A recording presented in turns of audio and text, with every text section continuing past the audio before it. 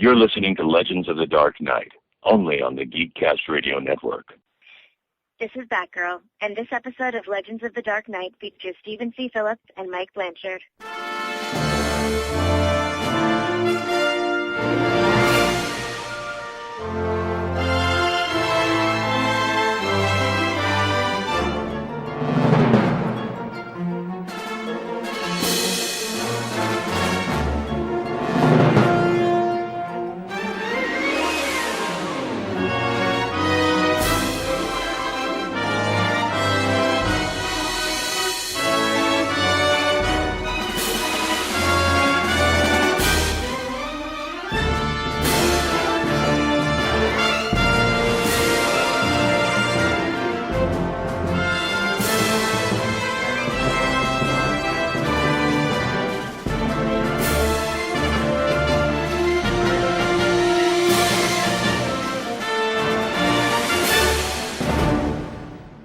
Hello and welcome to Legends of the Dark Knight.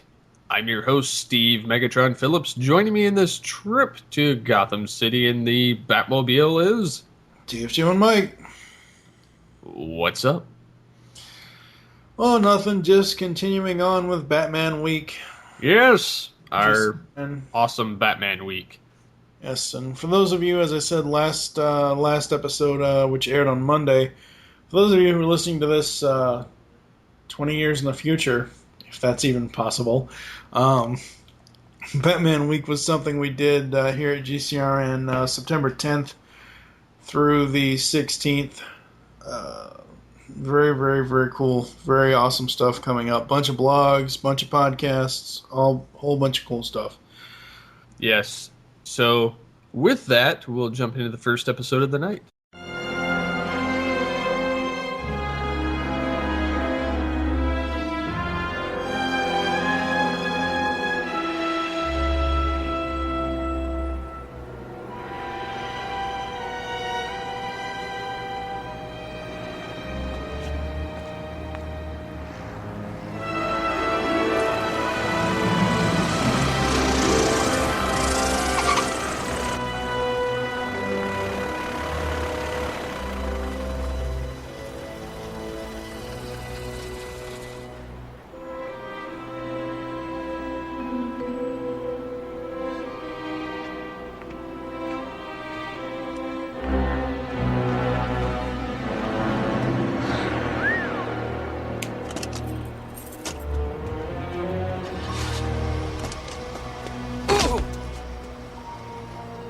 You really can't get good help these days.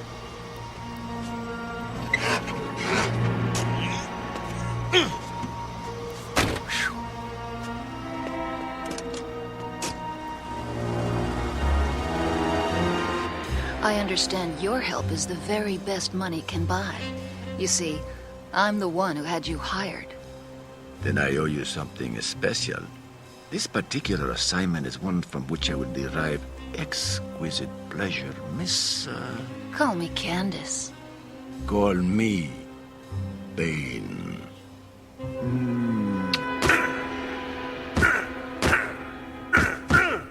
Come on, boss. Hit it again. Again. Come on, boss. No wonder Batman's running rings around you.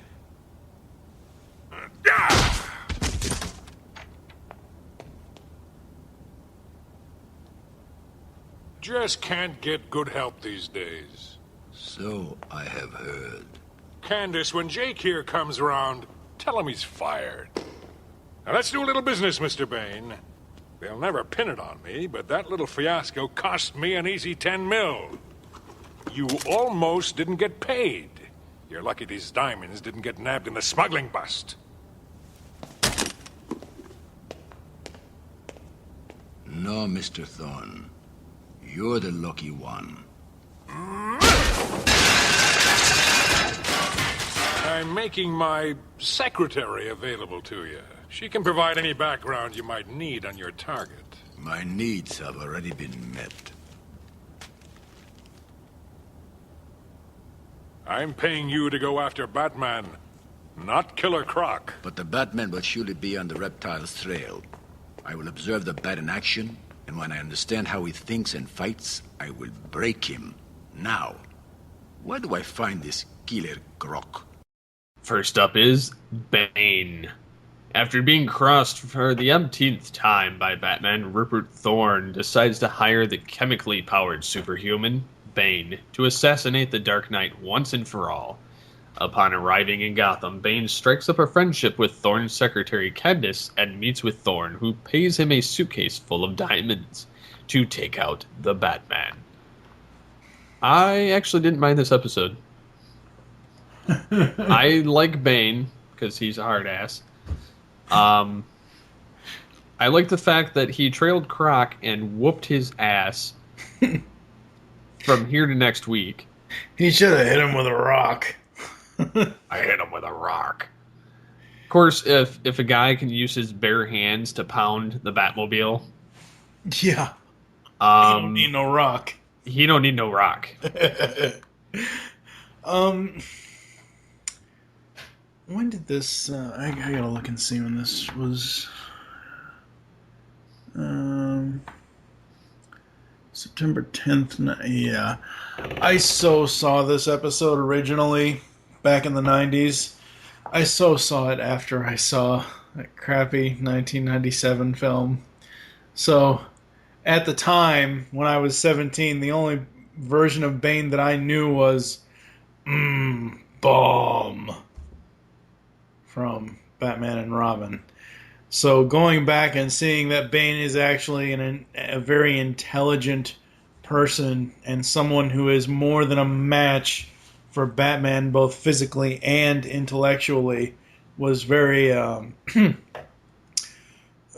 very interesting and very awesome.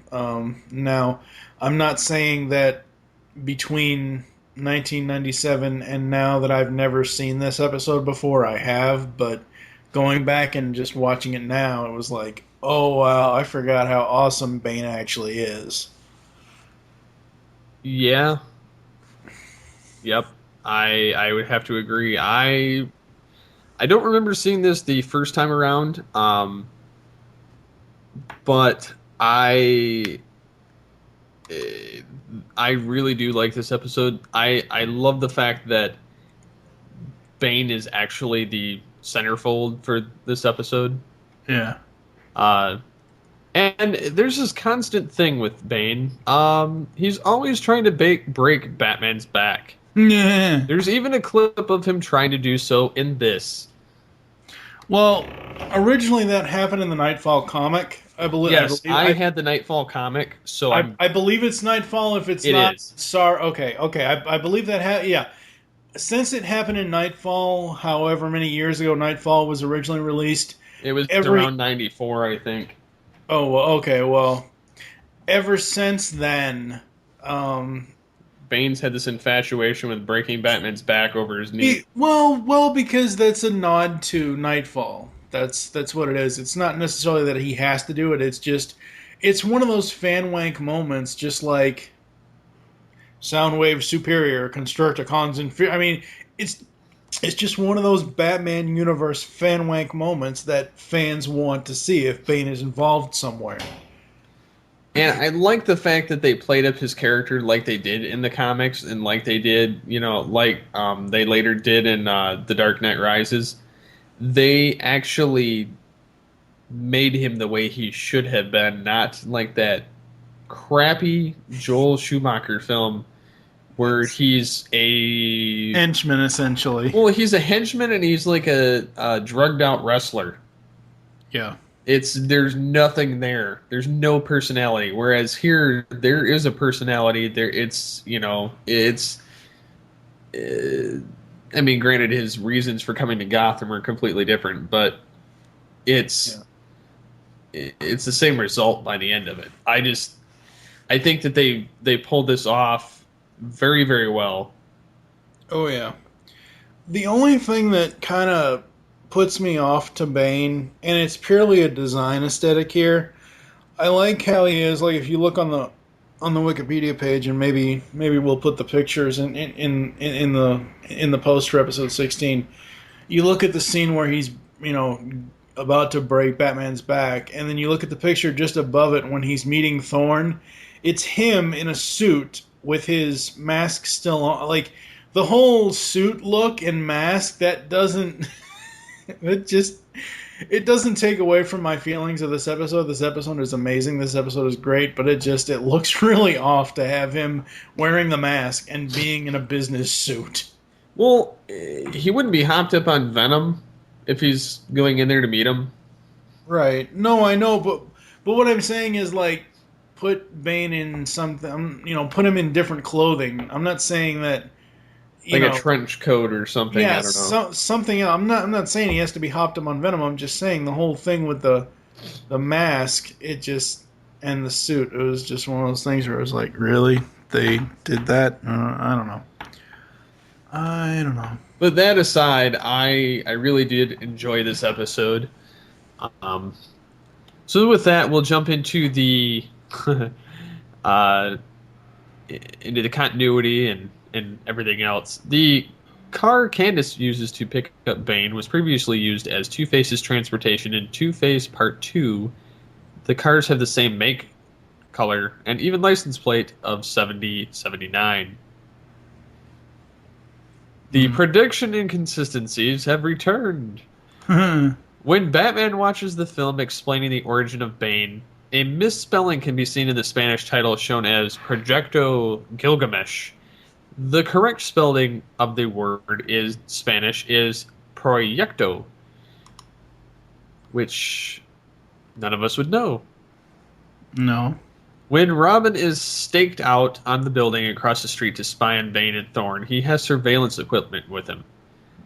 As Bane charges at Robin, the equipment is still there. However, a moment later, as the two begin to fight, the equipment has suddenly vanished. Damn overseas animators!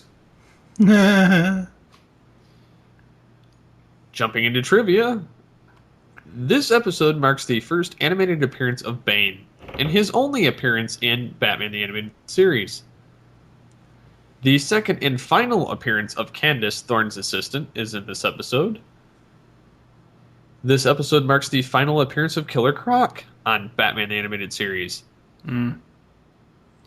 Bane's comic version wears a full face mask, but the animated version wears a similar mask that exposes his nose and mouth. The producers originally didn't like Bane because they felt he was a gimmick character. Which he could be, but if done right, he's not. Yeah. This is the only time in the DCAU that Bane's true face is seen. The episode makes a joke of it making Bane's face so boyish that nobody could possibly be scared of it. When Alfred hands Bruce the paper with Thorne's name on it, the text underneath is taken from Chapter 3 of Joseph Shepard's realistic figure drawing. In a final fight scene with Bane demands that Batman beg for mercy and then threatens to break his back is an homage to the comic storyline Nightfall, which we already covered, when Bane does just that and declares himself ruler of Gotham City. Other references include Bane's easy defeat of Croc, which happened shortly before Nightfall, Croc telling Batman that Bane will snap him in two, and Bane's abduction of Robin. Henry Silva, a.k.a. Bane, and John Vernon, a.k.a. Rupert Thorne, had both previously appeared in the 1983 women in prison exploitation film Chained Heat. I don't think I want to know. Sounds bad. Yeah, so very bad. There are some funny quotes. One of them that are listed on here says, has Batman talking to Alfred. So the question is, who wants to eliminate me? Alfred says, that line is forming around the block, sir. Batman says, let me put it this way. Who has $5 million to spend? Yeah. But yeah, this was a great episode. They pulled off Bane really well. I couldn't say anything better about it. Yeah, I mean, it's just an amazing episode of the show. This really had that mini movie feeling to it, and it was just It was just great. I mean, yes, I did mention that one little thing, that one little nitpick for me of having him in the mask and in a business suit, but other than that, I love this episode. Great episode. So with that, we'll be moving on.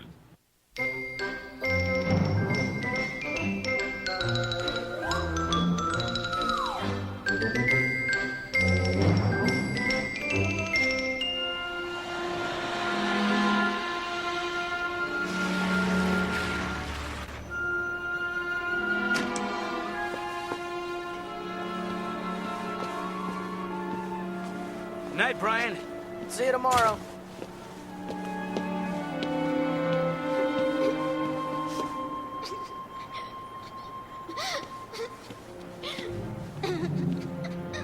Hey, what's the matter?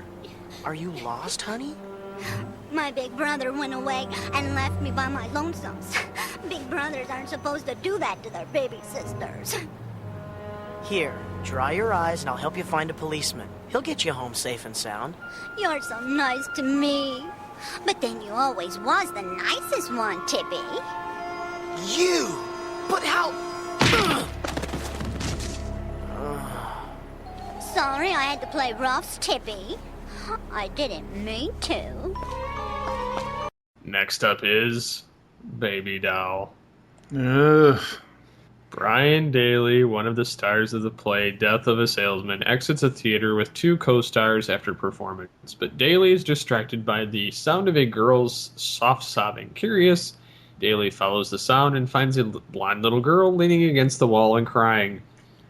Daly kneels and asks if she is lost. The girl, shielding her face with her hands, claims that her brother has left her by herself. Daly offers her a handkerchief. The girl takes it and thanks Daly, finally revealing her face to him. A shocked expression crosses his face, but before he can react, he is knocked out cold by a silhouette from behind. The girl tiptoes around him, apologizing for playing rough. Shoot me now. Okay, we're going to take a 30-second pause here, ladies and gentlemen, so Steve can put a shotgun sound into this episode. Well, we don't need 30 seconds, but...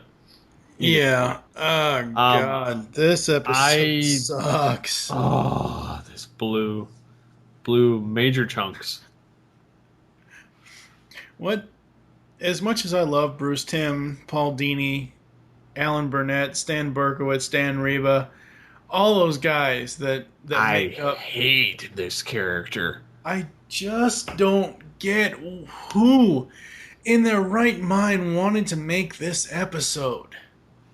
If we ever get to interview Paul Dini or Bruce Timm, that's not one of my first questions, but that's most definitely going to be one of the questions on the interview queue is, so... Why bring these certain characters and list them? Yeah, so Baby Doll, why? Tell us why. I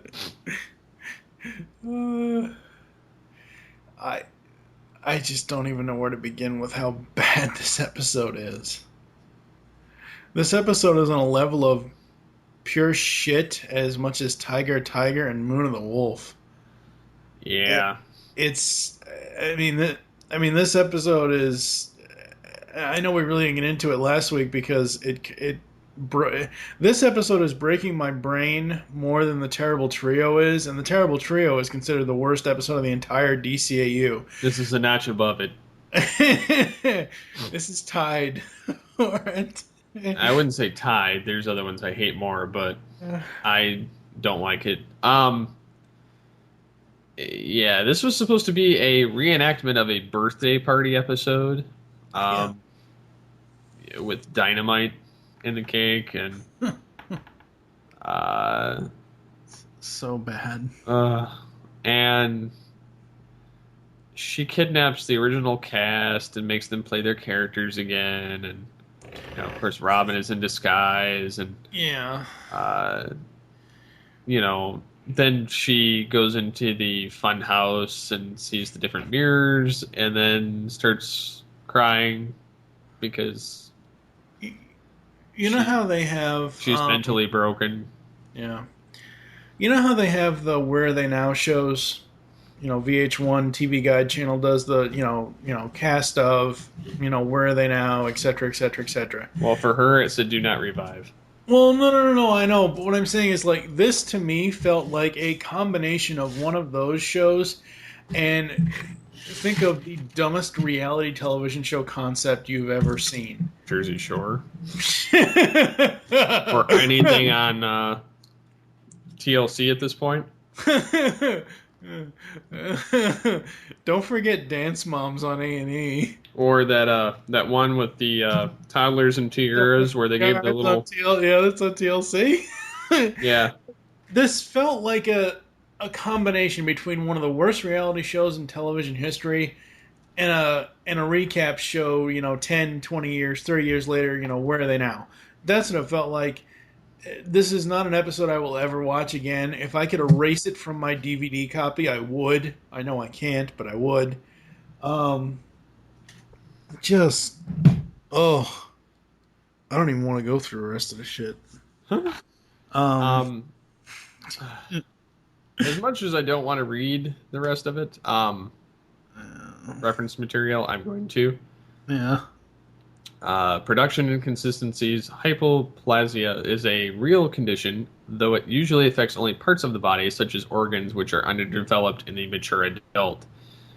The sign above the theater's entrance at the start of the episode clearly reads, "Death of a salesman," as opposed to death. Yeah. Because, got to be politically correct. We can't say death on TV, or wars, or, anything else. Must have been filmed in Canada. Not trying to poke fun at Canadians. I'm just saying because they've renamed Beast Wars Beasties and, couldn't call them War Planets, so on. So, another spelling error occurs later in the episode. The sign of the concession booth Batman was standing atop to draw the children away from Doll reads popcorn instead of popcorn. Either that or the people animated couldn't spell. Baby Doll's character is partly based on a similar character in the movie Whatever Happened to Baby Jane, or the real ex-child actors such as Gary Coleman. Yes. Baby Doll is one of two original villains from the first run of the show who was not due date, appeared in mainstream comics. Gee, I wonder why. The other villain not to have crossed over is Red Claw. Again, gee, I wonder why. The backstory of Doll's sitcom, the introduction of a cute kid cousin Spunky, who stole the audience's attention and caused Doll to quit in protest, is a parody of the TV phenomenon known as the Cousin Oliver syndrome. Wasn't Cousin Oliver the Brady Bunch kid? Yeah. Yes. Yeah, But, yeah, I'm not reading any more of that crap. Baby Doll's henchman bearing a striking resemblance to Gilligan and the skipper from Gilligan's Island. Just think. That is actually funny. I know, but if it was last week's ending episode with Catwalk, Betty and Veronica. And he died. Jason Marsden voices his first role in the DCAU. He would later go on to voice numerous roles on Superman the Animated Series, Batman Beyond, Static Shock, and Justice League. Yep. Prominently, Marsden, in continuity, in show air date wise, as far as when the shows happen, he was the young Clark Kent in The Last Son of Krypton 3-parter that starts Superman the Animated Series. So, Jason Marsden can say he played Superman. Yes. Kal-El. Yes. Baby Doll's failed attempt to launch a series career was a production of Shakespeare's Macbeth, a play rumored to be unlucky. In fact, it is common for superstitious actors and actresses to refer to it only as the Scottish play, as they are afraid to say its name out loud. While it is pretty superstitious, cowardly lot. Sorry. Dumb as hell, and they always get caught. Yeah, pretty much. I'm not reading any more of this, so with that, we'll be moving on.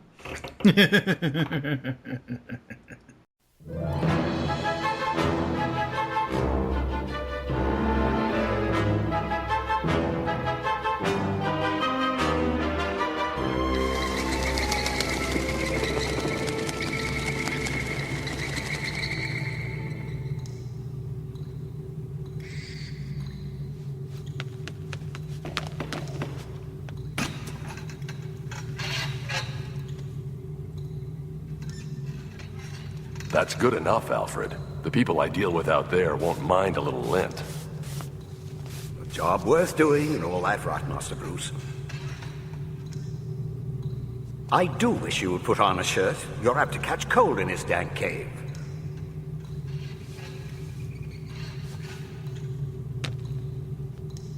Yes, folks, a perfect 10 for Dick Grayson to take the gold. And the crowd goes wild. Yeah! Did you hear me, Master Dick? Right! Yes, Alfred. Right away, Alfred.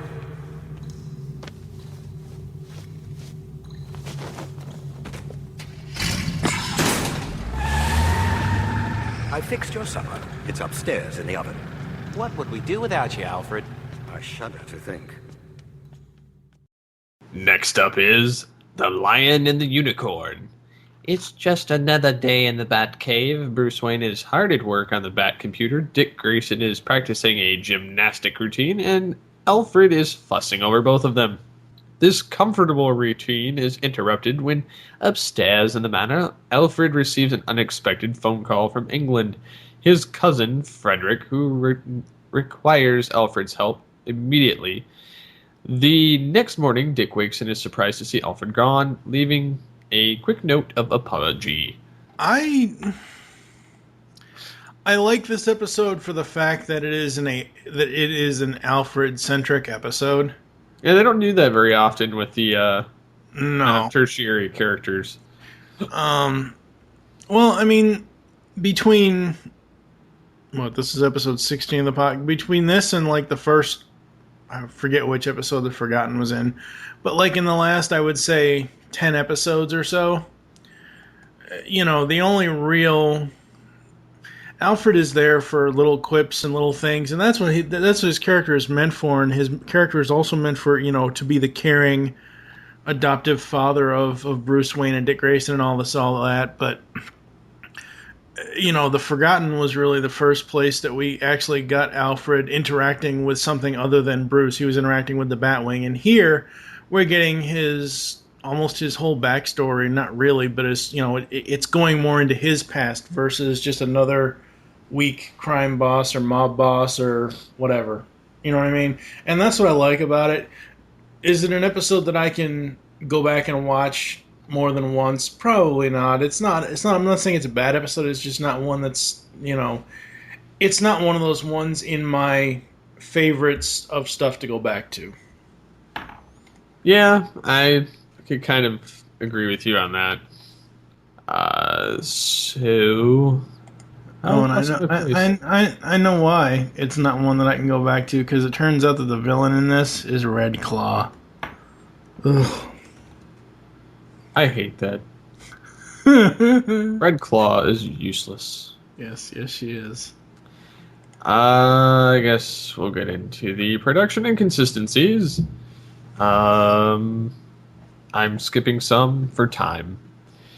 When Alfred tells Bruce he is in London, Bruce asks London, England, to which Alfred replies there is only one. Though this may simply be a mistake on Alfred's part, there are actually several Londons throughout the United States and one in Ontario, Canada. There's also a London, Kentucky. That's what it meant by all over. Yeah. Getting into trivia, the Lion and the Unicorn are the supporters of the Royal Coat of Arms of the United Kingdom. It is an analog for Great Britain that has been used in a nursery rhyme. Alfred's part of the code is the first two lines of the song. Struggling against the truth serum, Alfred quotes the opening lines of The Brook and later on The Charge of the Light Brigade, both by his namesake, Alfred Tennyson. While struggling with Batman from the seat behind his, Red Claw tears off his cowl. It is never made clear whether she gets a good look at his face before he ejects her. Did she die? Hopefully. But no. This is the second time Alfred has been menaced by one of Batman's rogues for reasons having nothing to do with him being Batman. The first was in Eternal Youth when Poison Ivy sought revenge on Bruce Wayne for an environmental crime almost committed by a greedy Wayne Enterprises director without Bruce's approval. Mr. Freeze likewise attacked Alfred in the new Batman Adventures Cold Comfort because of his emotional importance to Bruce. Alfred refers to the smashed piece of furniture as a Louis Quinze, being French for the number 15, indicating it was made in the period of design associated with King Louis XV of France. Yeah. Batman repeated the attempt to shoot down a nuclear missile in the Justice League Unlimited episode, The Doomsday Sanction. Yup.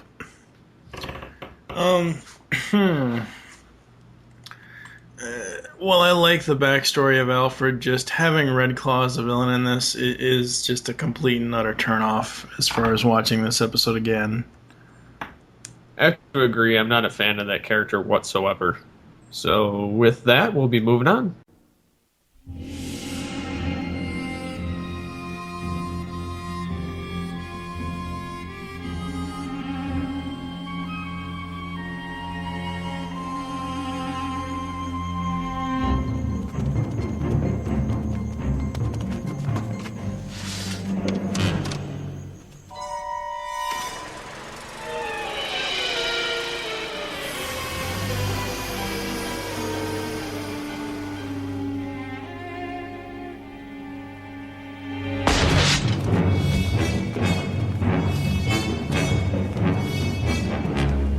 Put those away. They will sleep for hours. But I won't.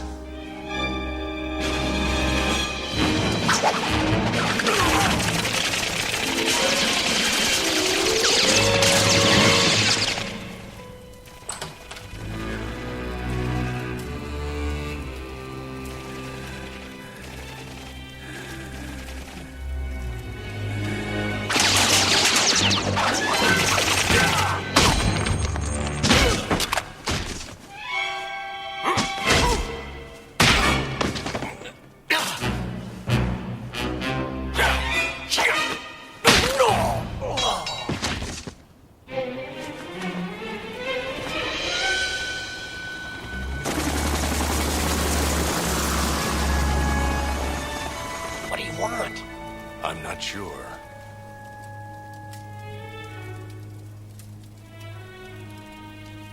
But it appears he left us a present. He's moving toward the airfield. That auto-gyro he's using isn't a long-range craft. He must be planning on rendezvousing with a bigger plane. There. Lazarus. It's too easy. He wants us to find him. Let's check this out. I anticipated meeting you tonight, Detective. I hope the story I have to tell you may cause you to reconsider your pursuit. The year was 1883. Your government was ruthlessly expanding westward.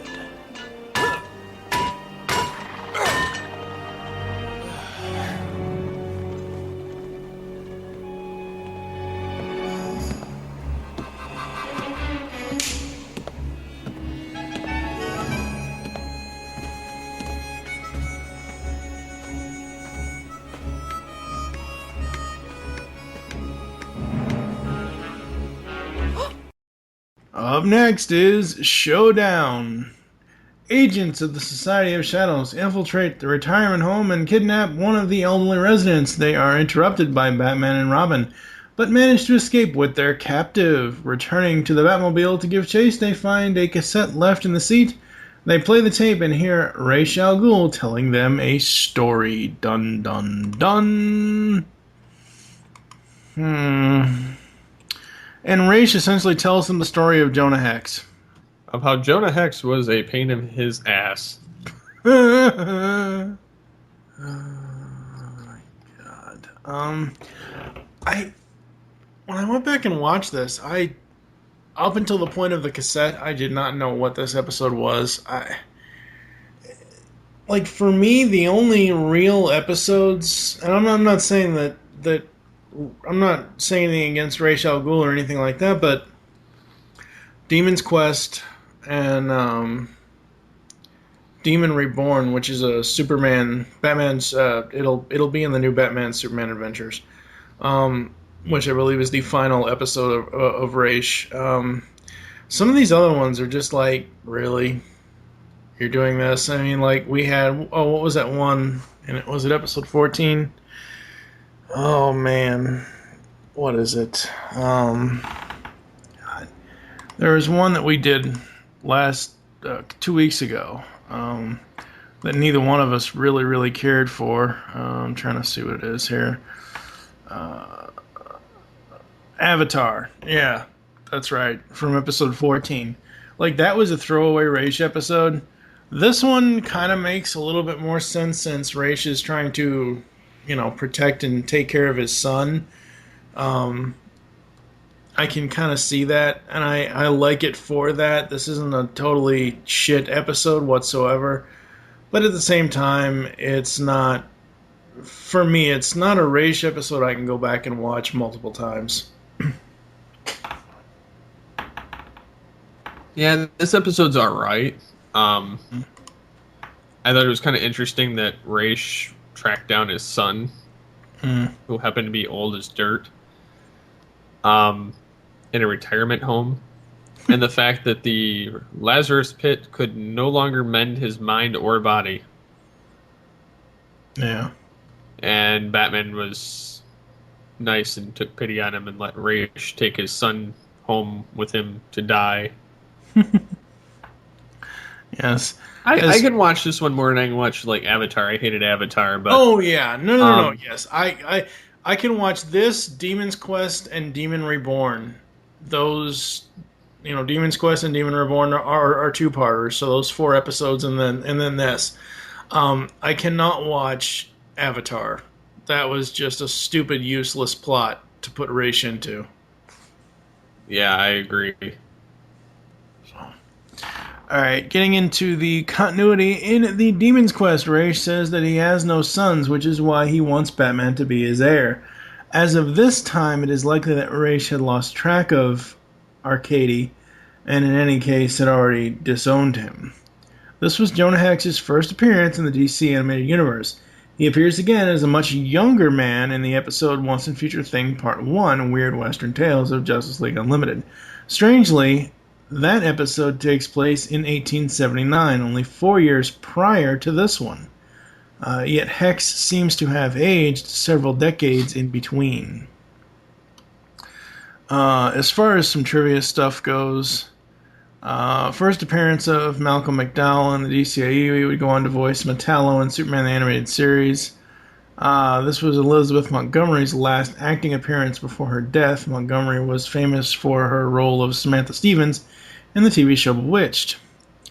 The territorial governor is voiced by Patrick Leahy, the Democratic senator from Vermont as of 2007. The chairman of the House Judiciary Committee, Leahy, is a huge fan of the Batman comics and also has a small cameo appearances in the live-action films Batman and Robin and The Dark Knight.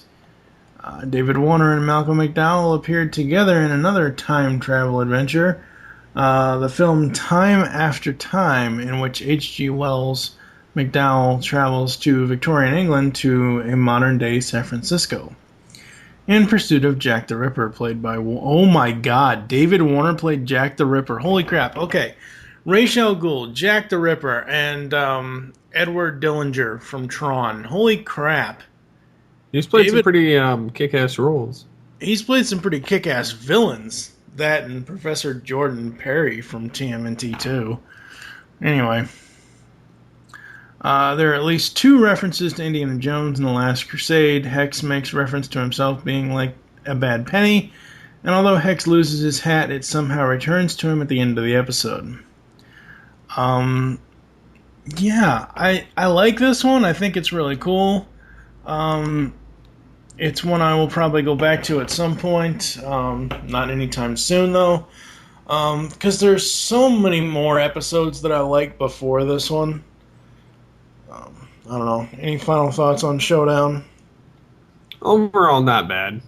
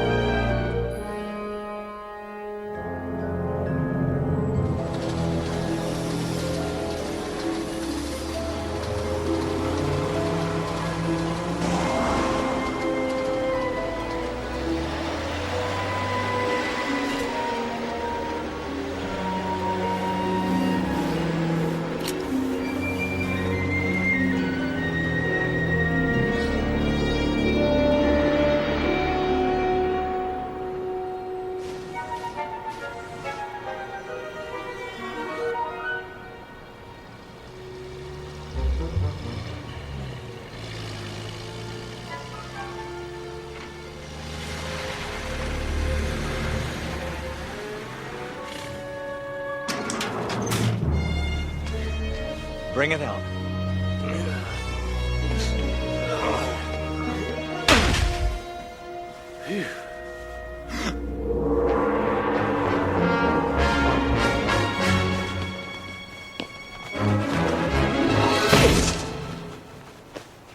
Take it easy.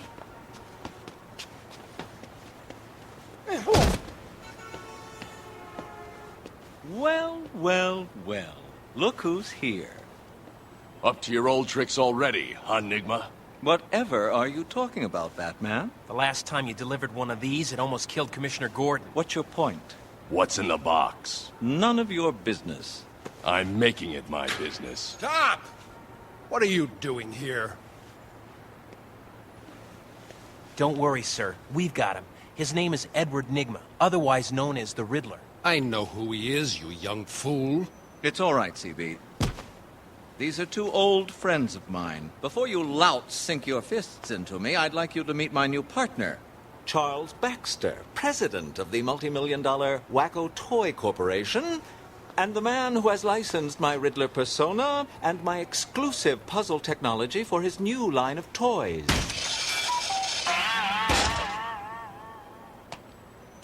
We're going to make a killing. That's what I'm afraid of. Last up is Riddler's Reform. The Riddler is released from Arkham Asylum on parole, and it seems he's already up to his old tricks as he has a couple of thugs bring out a box marked with a question mark from a van. Batman is instantly upon him and demands to know what's in the box. However, a man, Charles Baxter, president of Wacko Toys, arrives and demands to know what Batman and Robin are up to. Riddler and Baxter explain that they're now business partners. Batman tries to warn Baxter of the Riddler, but Baxter feels Riddler's recognition factor is too great an asset to pass up. Riddler gives Robin one of his puzzles and leaves with his new partner. The Riddler is so not reformed. Oh, no. And another Paul Dini episode. Yep. Very with awesome. Randy Rogel and Ellen Burnett. Yep. I thought this was pretty good.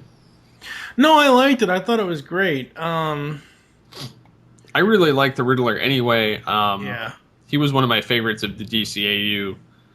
Yeah. Unfortunately, he didn't get enough airtime, but I still love the fact that he was so neck and neck with Batman and Robin mentally. Yep. Oh, yeah, most definitely. Well, I mean, you got John Glover voicing him, and I mean, John Glover would go on to would go on to star in Smallville as Lionel Luthor, Lex's father. He was also in multiple Law and Order episodes. Batman and Robin. That's yeah, I mean, that was a nice little cameo nod, but he was pretty much, fawning over the Leafy Puss. Leafy Venom Puss. Yeah. But I mean, John Glover is I know him for playing roles that are very. I mean, John Glover could have easily been Ra's al Ghul, just as David Warner could have. Obviously David Warner is, but I'm saying is the two of them play these villainous roles and stuff, and it's just simply amazing. And having him voice the Riddler makes a hell of a lot of sense. And I did enjoy this one. I think it was more so that I enjoyed the other Riddler episodes. I think it was If You're So Smart, Why Aren't You Rich? The one where Robin has to do the Minotaur maze. Because Batman doesn't know how to play video games because he's not a kid anymore. But no, I like this one. I thought it was pretty good. Yep, I have to agree. This was a really good episode. Not much trivia here, other than this episode contains one of DCAU's several overt sexual references when a comical boing sound is heard when Riddler catches sight of an attractive woman. Well, Bruce Timm draws breasts so well, so I mean, there's a little bit of bouncing, and then a boing, and the Riddler fell over with a braingasm. Yeah. So, one of his quotes, it's impossible. I tell you impossible. My trap was perfect. How did he do it? I have to know. Somebody tell me it's not fair. There was no way, I tell you, no way he could have gotten out. Somebody tell me, did you hear me? Somebody tell me how he did it. I have to know. I have to know. He sounds like Blur. John Machida, yeah. Which way did he go? Which way? Which? How? How did it happen? Oh, that's so funny. Yeah. Oh. Talk about a... Never mind. That's distracting. Oh, boy. No, but Riddler's Reform is a really, really great episode. It shows that he could reform if he wanted to, but in the end, he doesn't want to. Nope, he's too busy playing games. Yep. So with that, we'll be back after this commercial break. Legends of the Dark Knight will be back after this. GeekCast is dedicated to the cartoons we grew up with. 100 episodes and more make up one of the GCRN's most popular podcasts. Join hosts TFG and Mike, Optimus Solo, Terror the Rising Star, and tons of guest hosts. We also have voice actor and writer interviews. Tune in to GeekCast as we look back on the cartoons that defined us as geeks. You can find GeekCast on iTunes and the web at www.geekcastradio.com. Tune in. Grab your helmets because it's time to assemble Mask. The GeekCast Radio Network has launched Masked Mayhem with your hosts Optimus Solo and TFG and Mike. This podcast covering all 75 episodes of Mask will feature in-depth analysis of every episode, talk on the toys, and more. Masked Mayhem will run 30 podcast episodes. You can find us in iTunes and on www.geekcastradio.com. Get your spectrums ready as podcasting is the ultimate weapon.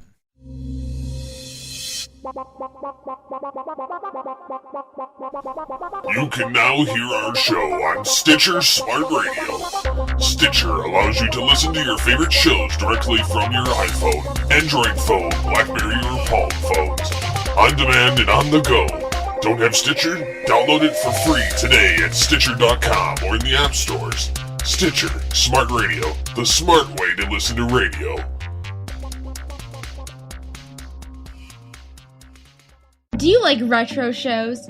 Did you grow up in either the 80s or the 90s? Then tune into Telecast, GeekCastRadio.com's newest podcast. Join us here on the Telecast as we revisit some of your favorite shows, such as Clarissa Explains It All, Salute Your Shorts, Saved by the Bell, and much, much more, only on GeekCastRadio.com. We now return to Legends of the Dark Knight. So, now that we're back, what is your favorite episodes or ratings of the episodes tonight? I think I'm gonna go worst to best. Like we always do. Yes. Baby Doll is easily the shit pile this week. I would put Lion and the Unicorn next. And then Showdown, Bane, and then Riddler's Reform at the top. I would put Baby Doll on the craptastic bottom. I would put the Lion and the Unicorn above it. I'd put Showdown above that. Bane is my number 2. It's not crap, but it's number 2. And then Riddler's Reform I'd put as my number 1. Yeah. Because it's the Riddler. Yeah. You can't go wrong with him. So, yeah, those are my favorites. Man, there was no Joker episodes this week. What the fuck? Oh, he'll be getting his turn soon. Yes, I know. Yeah, but you don't like it that much, though, once we switch over. To Beyond? No, to, Oh, no, I'm not fond of any of the... revamps. The revamps. physical attributes, you Yeah. could say. I don't like when they changed them. I wish they would have left them alone. I understand why they did it, but Yeah. I would have preferred that they tweak them to another style entirely, like when they did Joker later on, to the more detailed kind of cross between the two. Yeah. But so yeah. So with that, thank you for joining us for Legends of the Dark Knight. If you would like to leave feedback on the show, there are many ways to do so. First, you can visit the website, geekcastradio.com, where you can comment on the episode and all of our different podcasts. Second, you can rate our show on iTunes. Be sure to leave us feedback, which, by the way, we did get. Yes, before we do that, though, we have to... I often said that when Secret Origins ended, we would put those in here as well. And we did get one from... for Secret Origins? Yeah, for this from the same person. Okay, you can do the Secret Origins, I'll do the... Yeah. For Secret Origins podcast, which is our Justice League podcast, which we reviewed all 5 seasons of Justice League, or 4 seasons, however you want to count it, whatever. All 91 episodes of Justice League. We've got good listen, 5-star review from Jeremy Fenn. And again, Jeremy, you're going to have to let us know if we're butchering your last name. Fiend, Fine, whatever, I don't know. It was left on August 25th, 2012. These guys are accurate with their pros and cons with these shows. It's not the one-handed side of a fistfight-esque review to some of their least favorite episodes. Warworld, you know what they're talking about. So thank you, Jeremy, for the review on Secret Origins. Yeah, Warworld is not as bad as some of the BJS episodes, but it is easily the worst episode in Justice League. You can go with the Legends review he left. He says, this is the goddamn podcast. 5-star rating. Jeremy again. Yeah. He says, I love this podcast more than the others. It is a love letter to the animated series, as well as some great interviews from Kevin Conroy. They'll review the hell out of 4 to 5 episodes of the animated series. They have been off for a while due to their other shows, but when it comes on, it is an eargasm. Damn right. Yes. Thank you very much, sir. Yes, thank you very much. Yes, eargasms around. So, yes. You can contact us through our email, feedback@geekcastradio.com. Call the voicemail line, 502-526-5821. Please remember to tell us the show you were leaving the message for and your name. Find the voicemail. Sorry, bad joke. What was it? Nothing. Okay. Join the voicemail. Shut up, asshole. Become a fan of us on Facebook by searching GeekCast Radio Network. You can follow us on Twitter @LOTDarkKnight. My Twitter name is @SCP21. What is your Twitter name, sir? TFT on Mike. Join us next time when we discuss Second Chance, Hardly's Holiday, Lock Up, Make 'em Laugh, Deep Freeze. So for now, I'm Steve Megatron Phillips with TFT on Mike. Singing the immortal words of Batman. I am vengeance. I am the night. I am the goddamn Batman. Thank you for listening. Until next time.